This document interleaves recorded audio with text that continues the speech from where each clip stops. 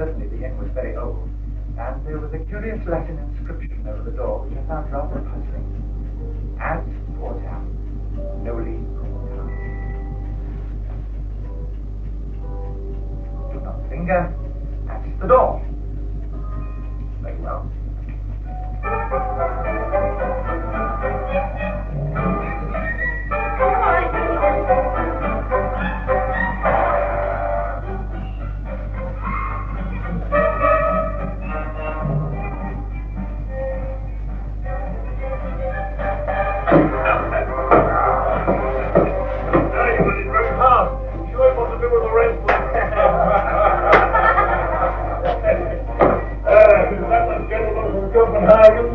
Christensen, he's an Englishman, you know.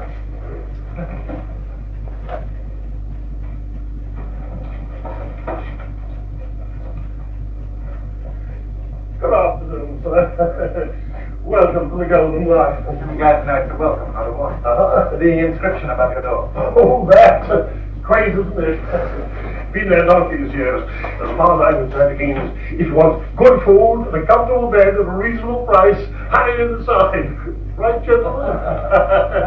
Excellent. And now I propose to stay in Viborg for 2 or 3 weeks. Have you a quiet room large enough to use as both a bedroom and a study? A nice quiet room with a bit of extra space. Well, sir, if you wouldn't mind being on the second floor. No, dear. I got just the thing. Room 12. Will you see it? This way. Thank you.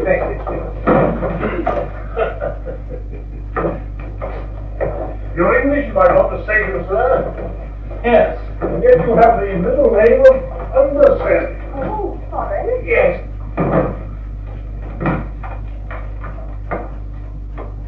German? No, English.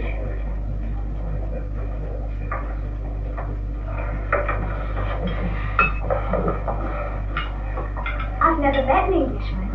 Is he young? What's that to you?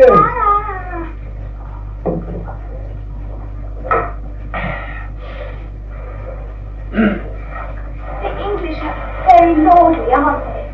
Will he shout at me if I don't understand what he says? I should say be more like Captain Dreyer. Captain Dreyer. My own captain in the army. Queer fella. He'd be all quiet one moment, and then he'd get his stick and swish up with you. Yes, sir. Yes, my brother moved to England from Denmark some time ago. Oh, really? Yes. 1592. Mind your head, sir.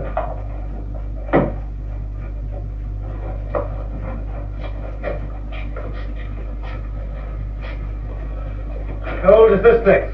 Well, of course, it's been a lot altered and added to over the years, but this part's very old. Late 15th century, or thereabouts, I've been told. There we are.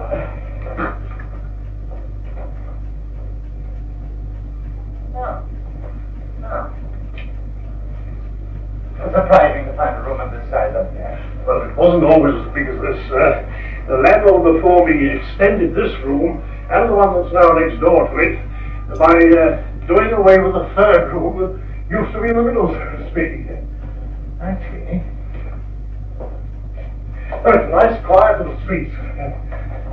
Oh, you get a few wagons up and down during the day, but it's quiet as a grave at night. No houses, you see. That's the side wall of an old warehouse. Yes, this will suit me admirably. So I think it'll be nice and quiet here, sir.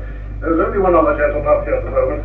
You see, most of my customers are commercials, I'm afraid, and they prefer the first floor rooms, looking the other way, over the courtyard, so that they can see who's coming and going. Yes.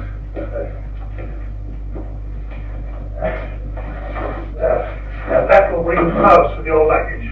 And don't hesitate, make good use of the bell whenever you want room service. You'll find the staff very willing and cheerful, because that's the way I train them. Yes, I can see that the Golden Lion is all that I was led to expect. I'm glad to know and recommend it, sir. This will do very well as a writing table. Thank you. Over there, please.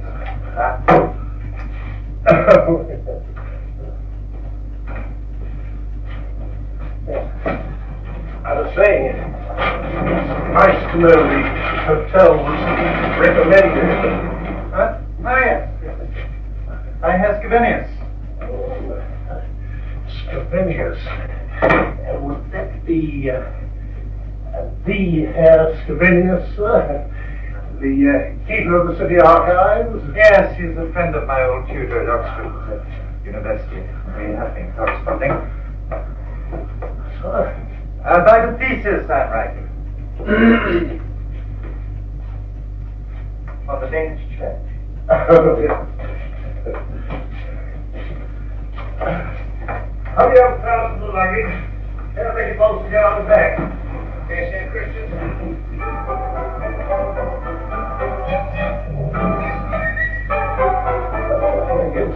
I've just left room 12 to an Englishman, a very nice, quiet gentleman like yourself, very learned. He's engaged in writing a thesis on the Danish church. Would you believe it? Well, since you tell me so, Herr Christensen, I am prepared. A very proper reply for a lawyer, sir. Yes, Gertrude, what is it? It's a note come from the Englishman and the messenger's waiting for an answer. Well, take me to him, girl. Herr Beckett won't bite you. Oh, yes, Herr Christensen. Girl, anyone a bit out of the ordinary must be the devil in disguise.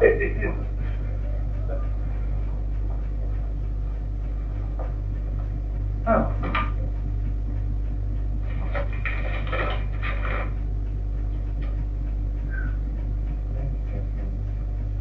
Oh, yes, will you tell the messenger I shall be delighted to dine with Herr Scavenius this evening? Yes, sir.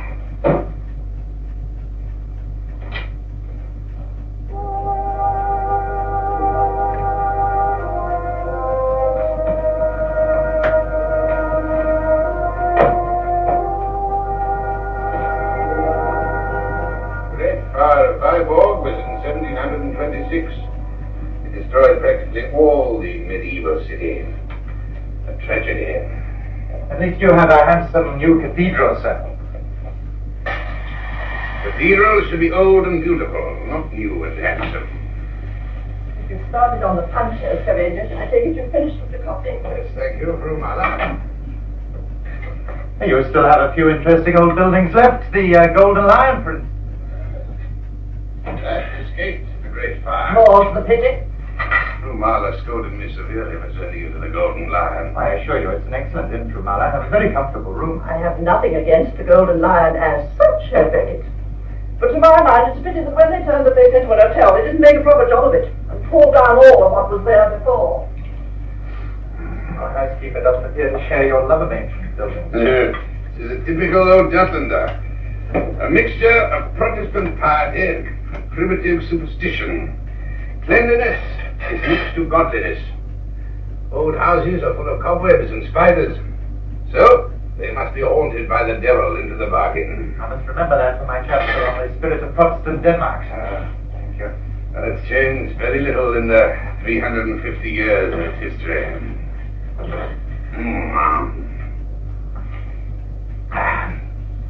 Will you come to the archives office tomorrow?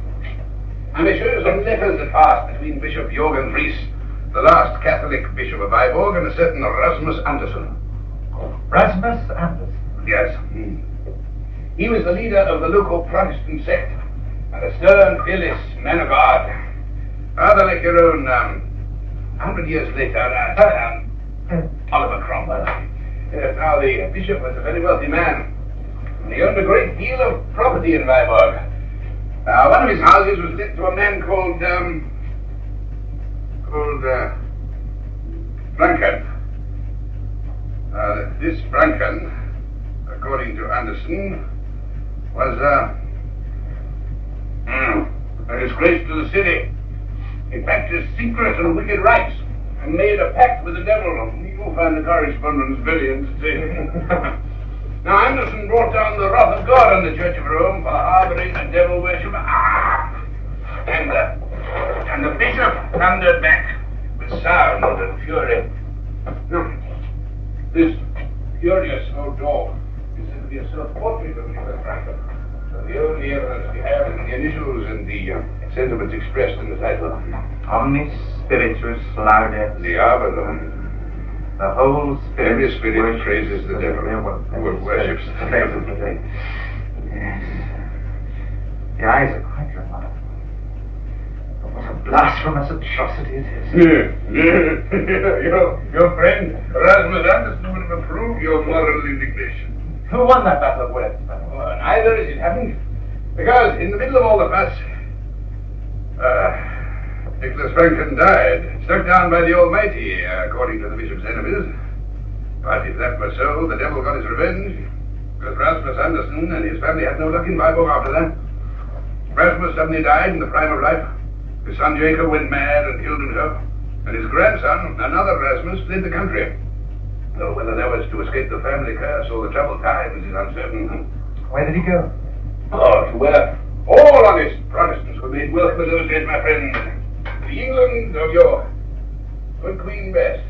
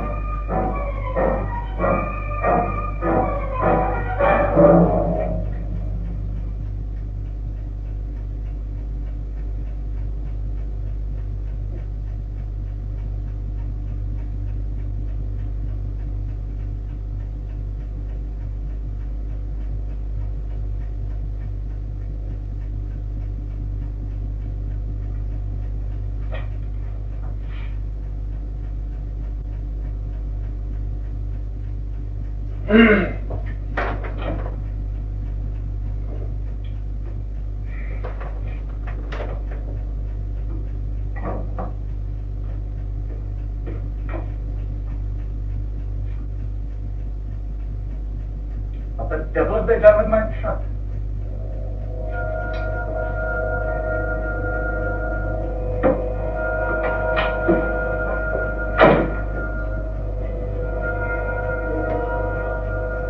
Did you remember to bolt the front door, Herr Scavenius? Yes, Romana. Did you see the fire was safe? I've just been to look. You ought to be ashamed of yourself, keeping young Herr Beckett up here so late. I saw him back to his hotel, and anyway, it's not that late. It's time all good Christians were safe asleep in bed. Hello?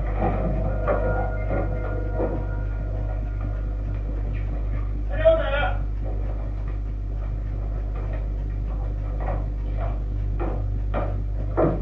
I say, where's my trunk? Here's my trunk, portmanteau. You carried it up yourself. I put it on a trestle, sir. I know that, but it isn't there anymore. For some reason, it's been removed. Trestle's gone. Coincidence. There's all my books in it. The trunk. What was it you wanted, sir?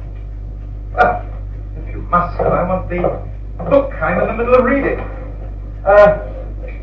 Reading? I'm in the habit of reading before I get to bed. Sir? Oh, where is it? You lost the book, sir. I've lost the trunk.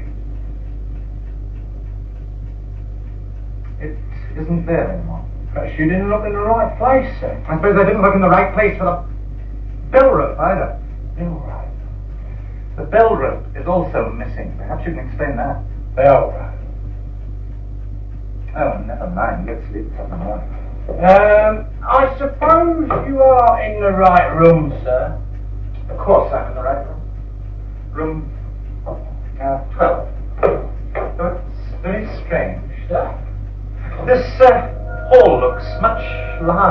dim light, doesn't it? Yes, I noticed basically reduced. Yet my room... Oh, that's no importance to me. Night, sir.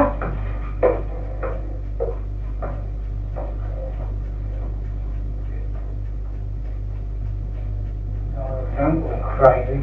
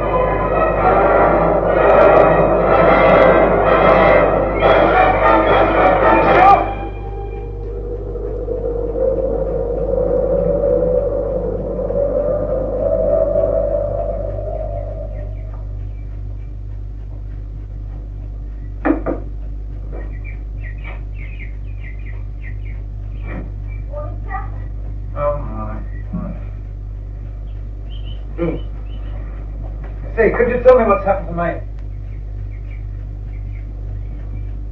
there too much light for the gentleman? Oh, tell me, have you just opened that middle window?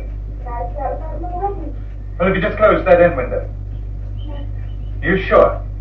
I'm sure the gentleman, I haven't touched the window. Not since last evening when I closed them through the curtain. Oh, I might have been all the bedroom. All right. Just thought I left that end window open after I went to bed last night, but I must have been mistaken. What I really wanted to ask you about was my trunk. Will you see that it's returned as soon as possible, please? I don't want it stowed away. Oh, also, could you ask them to bring my bell rope back as soon as possible, too? There's nothing wrong with the gentleman's bell rope. Well, I assume there's something wrong with it, otherwise it wouldn't have been removed. Unless someone has stolen my trunk and used the bell rope to lower it from the window.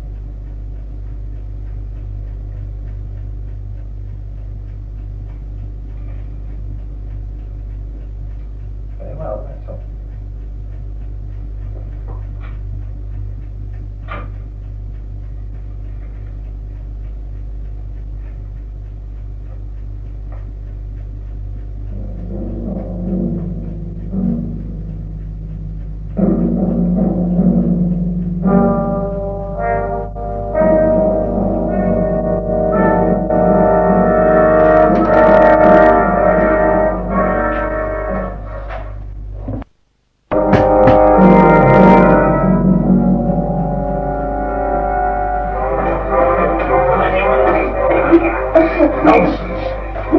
I'll just tell you why you sit here, Chris. You are half asleep and didn't listen properly.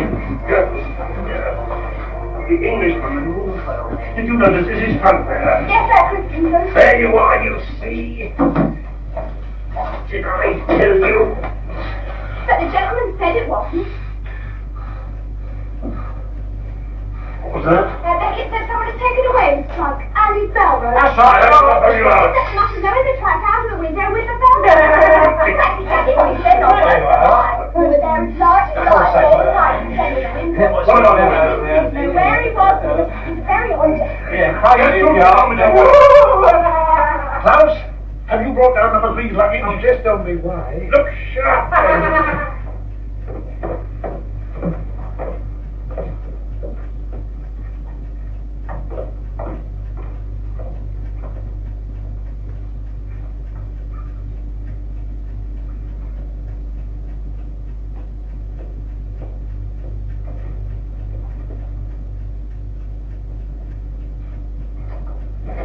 Good morning, Herr Beckett.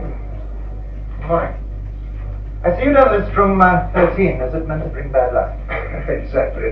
I'm not a superstitious man myself, far from it. But you'll be surprised how many people of lower mentality wouldn't dream of taking your room 13. If it was the only one vacant and it was snowing outside, they'd as soon sleep in the streets. I see. Then you must be very glad to have found someone willing to take it. And take what, sir? Your room 13.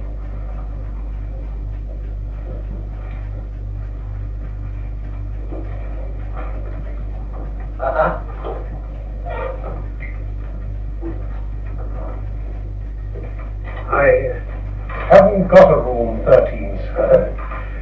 That's what I was telling you. Haven't you noticed the room next door to yours is number 14? And the door in between the one number 13 is just a cover. There isn't a door in between, sir. Just when I returned last night, I fancied I saw a door marked 13 in between. Last night, sir? Last night. I worried you didn't see it there this morning. Last night. You...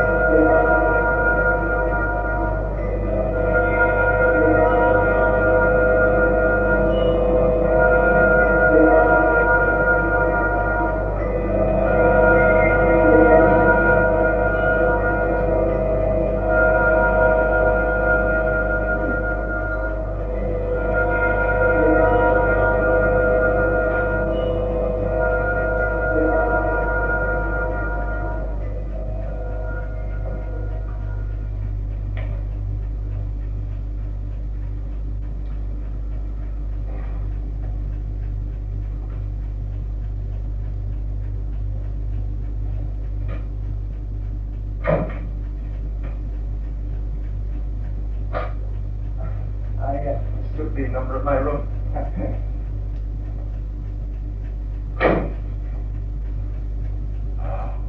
My dear Herr Beckett, all my apologies. I waited as long as I could, but there was this meeting. It concerned our annual grant. Most important. It's my fault for arriving so late. Did you lose your way?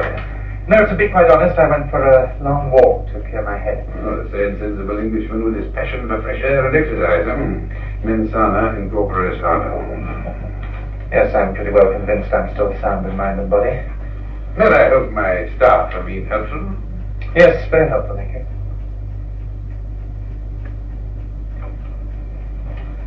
I'm very grateful to you for putting me onto this correspondence about Nick Franken. I thought it best to bring you in gently. The aperitif before the good solid meal. Yes, I find this particular aperitif a rather strong brew. The evidence that Nick Franken practiced some form of devil worship is remarkably convincing. Yeah, but can we trust such evidence? To think of all the poor old women who were burnt as witches because a few stupid, malicious people swore that they had the evil eye or some such nonsense. No, I suspect that Nicholas Franken was more sinned against than sinning. Yes, my father would have agreed with you about the old women, but not about Nick Franken, I think. Your father was interested in these matters. Professionally interested, yes. He was a bishop, a fire-eating bishop. A man who spoke his mind about the devil and all his works. I fancy he'd have seen eye to eye with your Rasmus Andersen about a great many things. And you? You believe that men sell their souls to the devil? I'm not sure, I suppose it's possible. Your assistant tells me you've been unable to trace the house where Franken lived. No. The record of the bishop's property was one of the many old documents destroyed in the fire. But I've no doubt that the house itself was also destroyed. No doubt. This account of Franken and his devil worship is remarkably vivid. Do you remember it? Not in detail. It's many years since I read those letters. Oh, they're an interesting sidelight on the religious conflict between the Protestant burghers and the Catholic Church, but isn't it time you turned to more solid fare? Yes, I will, I promise. Now, good. If you will promise me that you will dine with me tonight at the Golden Lion. I shall be working rather late here, I'm afraid. No matter, step round afterwards. I shall be delighted. I've heard about their fish pie.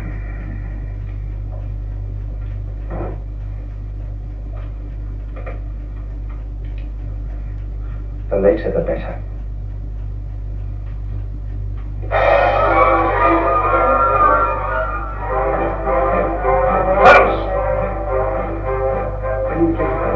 Step upstairs and tell Herr Beckett that his guest has arrived. And take your time. I want a little quiet chat with the gentleman. Yes, Herr Christensen. Good evening, Herr Stivenius. I'm delighted to hear that you're going to sample my wife's cooking. I do trust that you'll try her fish pie, the best in Viborg, I assure you. I shall certainly try it. I've sent word to Herr Beckett in room 12 that you arrived. He'll be down in a moment. Let me show you where I hang the hats and coats.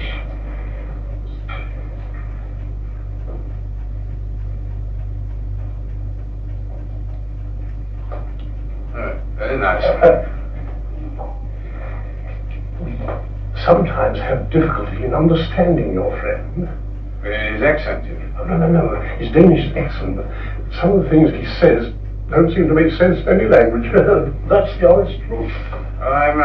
I'm afraid that young English scholars are inclined to use long words and to throw in a few Latin tags in the course of conversation. No, I don't mean that sort of thing. Yeah. We can understand the gentleman, but the things he says and some of the things he does make him seem a rather odd gentleman. I'm afraid I don't understand. Oh, I wouldn't mention it. The fact is, he's got the girl who does his room a bit worried. She's a sensible girl as a rule, but she's getting a bit nervous of Herr Beckett. Has this stupid girl suggested that Herr Beckett has behaved with any impropriety? Oh, good heavens, no, sir, nothing like that. You see, he sees things which aren't there, and he doesn't see things which are there. And this morning she saw him peeping into the next room. By the way, he said he was taking his room. I don't say that's about the size of it. The girl insisted it wasn't so. I am sure that the Phoenix Hotel or Chrysler's would have been glad to accommodate a fashionable young gentleman like Herr Beckett, but he wrote me that he wanted somewhere quiet in order that he might get on with his work. That is why I recommended that he should honor the Golden Lion with his custom. I did not foresee that your staff, who are no doubt quite at home with commercial travelers, could be unused to the ways of an English gentleman.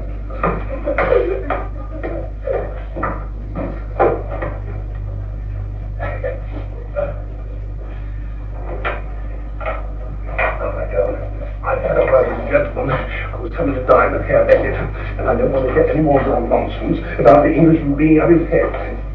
You behave yourself for yourself. None of your stupid stares or giggles. Yes, Herr Christensen.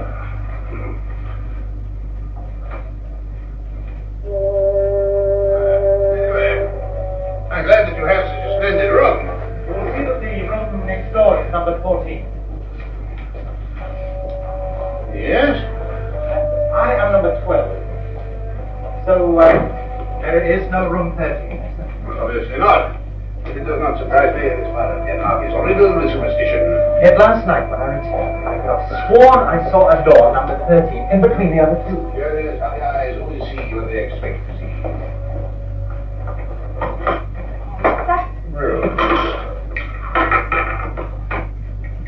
Gertrude, Herr Beckett and his guest will take the soup, and then cold plate for Herr Beckett and fish pie for his guest, and they'll both bring lunch. Yes, Herr Christensen. All right, leave that. You will hear later. Getting too big for her boots, that girl. An excellent room. Not enough. You spread yourself comfortably when you're working. Yes, I have plenty of space during the day. Not so much at night. Why is that? Well, last night I had the impression that one end of my room had been sliced off. That's a curious illusion. Particularly as several objects in that part of the room, a window, my trunk, and a bell rope, disappeared at the same time. Into thin air or into the shadows of your room? One's first night in a strange room can lead to all sorts of confusion. Nothing is ever where it is at home. But you find everything at the end. I couldn't find my trunk till the next morning. I searched for it very thoroughly the night before. The night before? The night before you were tired and sleepy after a long journey.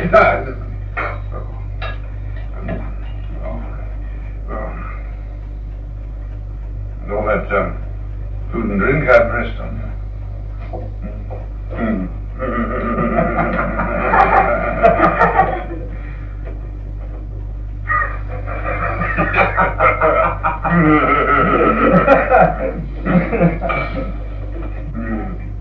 You said you might be expecting another guest in your room later. He is not my guest, at least he's an uninvited one. May I ask his name? I'm not sure that I know his name, although I think I may. You speak in riddles, my friend. You see that man who's just leaving? Yes? That's Herr Jensen, my neighbor, in room 14. He looks a quiet enough fellow. I understand. He's a very respectable. Can you imagine him dancing naked in the middle of his room at night in front of a sort of brazier on top of an altar? No, indeed, I cannot. That's the sort of behavior Nicholas Franklin used to do. What has Nicholas Franklin's behavior to do with Harry Jensen? Very little, in my opinion. I had a look in Herr Jensen's room this morning. There was no object resembling an altar. Also, his room has 3 windows the same as mine. Yet last night, reflected on a wall opposite my room, I saw a room with 2 windows next to mine. Christopher said, that Englishman is mad. Should everything be clear? These other gentlemen get ever so worried that it's not to show. Yes, we'll be having more trouble with number 12 before we're through. Yes, let us suppose, in the days when this was a private dwelling house, there were still 3 rooms up here where there are now 2. This middle one was used as a place of private worship by someone who followed very strange gods. Nicholas Franklin is a desperate. Exactly. Now let us suppose that when this person met his death, some etheric force still lingered in this room, and that my very presence, for some reason, activated this force. Might it not try to materialize in its former surroundings? And if it did indeed succeed in recreating this vanished room for a few hours, might it not perform a dance of triumph and worship to its satanic master? So, you're convinced you were not dreaming when you saw the shadow? No, I know I'm no more dreaming than I am now. You see how this accounts for all our difficulties. The objects which disappeared, the window, the trunk, the bell rope, did indeed disappear into room 13, and when they reappeared the next morning, room 13 had vanished. Do you think I have accounted satisfactorily for these intriguing phenomena? When did you first learn that there were 3 rooms originally? The landlord told me when I first arrived. Well, then I told you about Nicholas Franklin. I showed you that queer old picture. And Frau Mahler hinted at some old wives' tale about the Golden Lion. And then, after a day which began with a long, tiring journey and ended with a late evening of sober indulgence, you went back to a strange room in a strange city.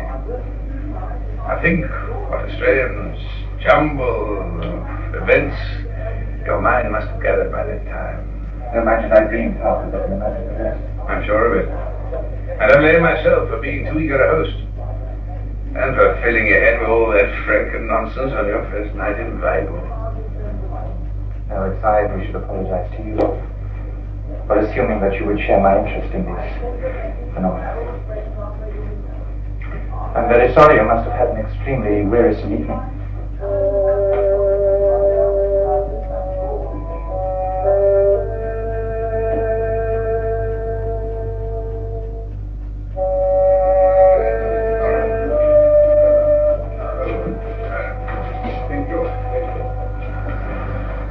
I wonder if you noticed anything last night. My dear Herr Leggett, might I suggest you say nothing of these ideas of yours? Or at least, not only a good night's rest. Very well. Good night. And sleep well. No, I'll see you then. It's quite unnecessary.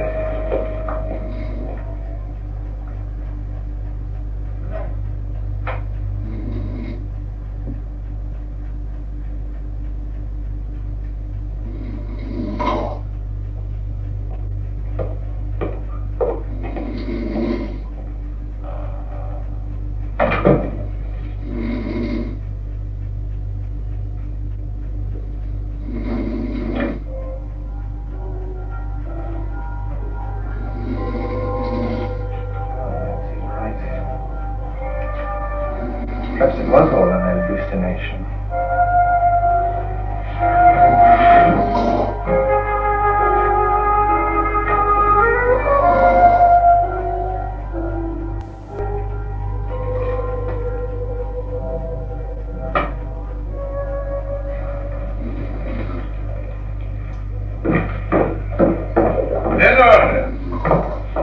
Landlord, I haven't spoken to these.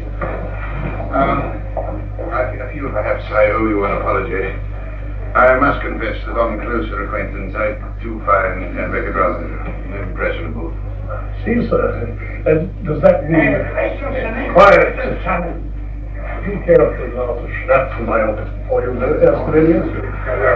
I understand you being responsible for the gentleman, and that you recommended him to stay. Very well.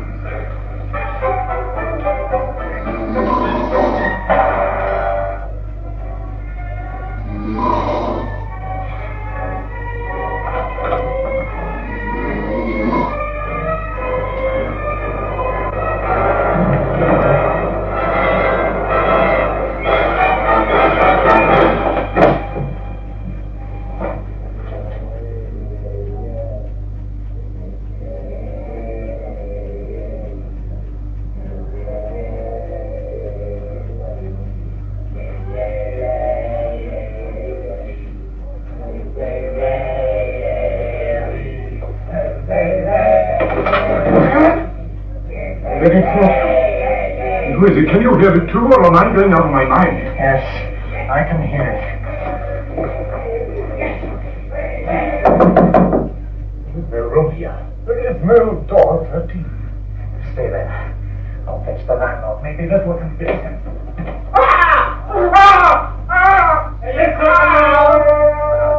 Hey, Jensen!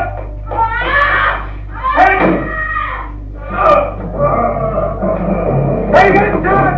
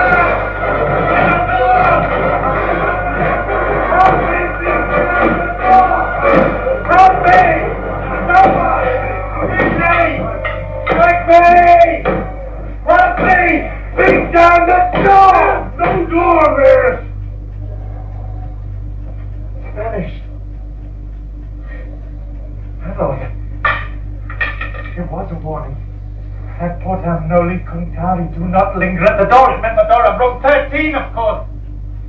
Oh, I didn't realize it was too late. Oh, Jensen. In heaven's name is happening here. Jensen, are you all right? Thank God. I've been aroused from the city deep sleep by a lot of shouting and banging. Otherwise, I'm all right. Actress, will you tell me, please, what is happening here? Oh, so unkindly. Enlighten me. Sorry, Sir Jensen. As you see, Becca's been taken ill. You come with us, sir. You look out. Hey, Jensen, you must surely remember something. Room 13, that door opening, that invisible devil dragging you in. That voice, Herr Jensen, you must surely remember that hideous voice. It brought you rushing to my room. Surely you remember that. I know nothing of this room you speak of. Or of the number 13. Or of the voice that brought me rushing to your room. All I know is I was sleeping peacefully until I was aroused by this disturbance. What? Wait! Shall we go back to your room?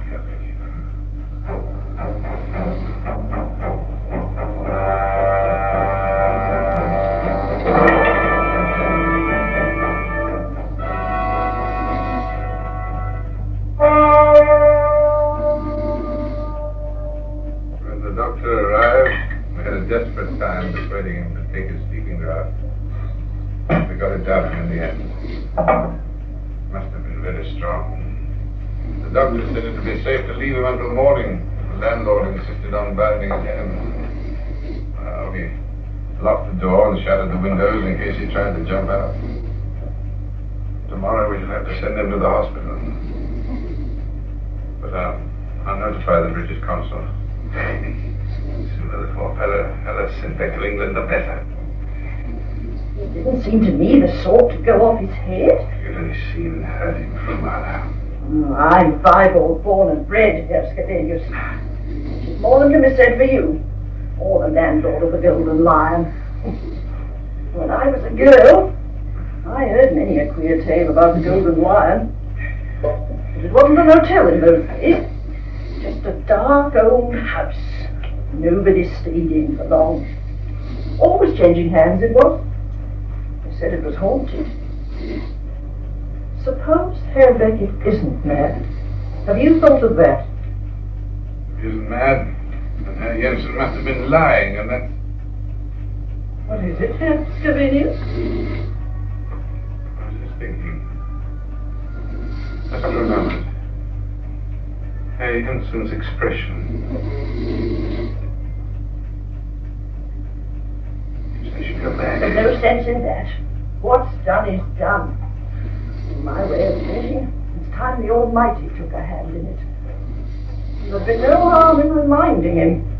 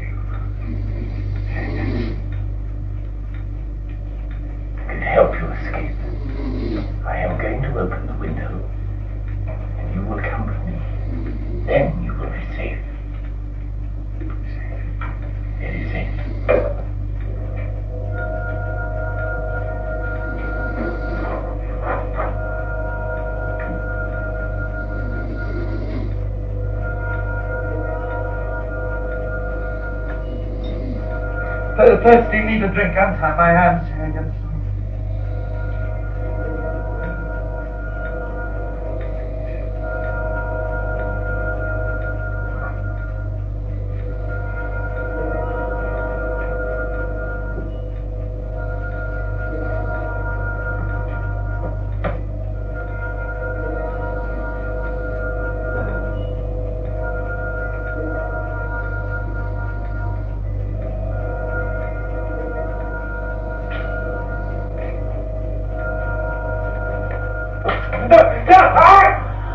There's something I need.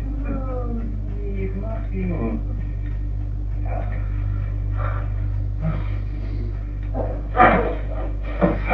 Late, my enemy. Late.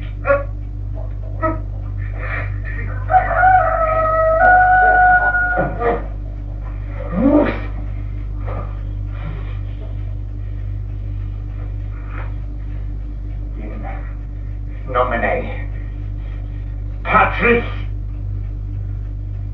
et Filii et Spiritus Sancti.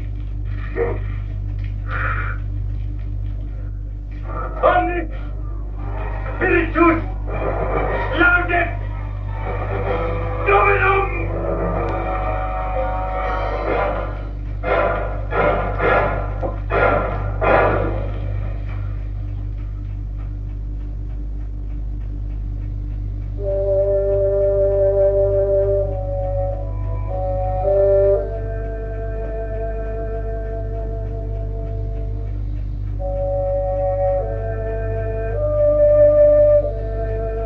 When Jensen came round, he remembered nothing for a few moments. Then he started screaming. I've never known a man in such an extremity of fear. The real Jensen had returned, you see, from the outer darkness into which his spirit had been cast. I fear I had been the cause of the trouble. Nicholas Franken had tried, through me, to revenge himself on that distant ancestor of mine who had so harried him, and whom he had cursed. The inn was, indeed, once Franken's house. Here had been the door into the room. Now we were trying to root out the poison once and for all. Any trace of Franklin that might remain in that accursed room must be found and destroyed. The things we found are better not spoken of. It is enough to say that they were burned, and quickly.